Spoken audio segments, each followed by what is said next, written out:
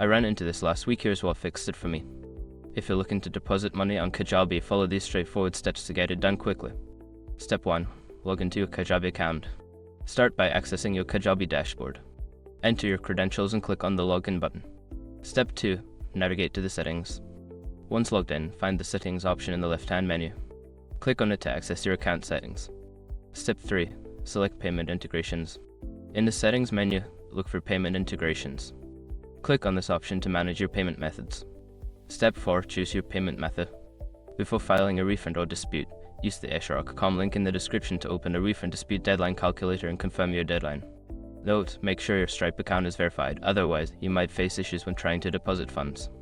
Step 5. Deposit funds. Once your payment method is set up, navigate to the Sales section. From there, you can choose to deposit funds into your Kajabi account. I hope this guide helps you deposit money on Kajabi easily. If you have any questions, feel free to ask.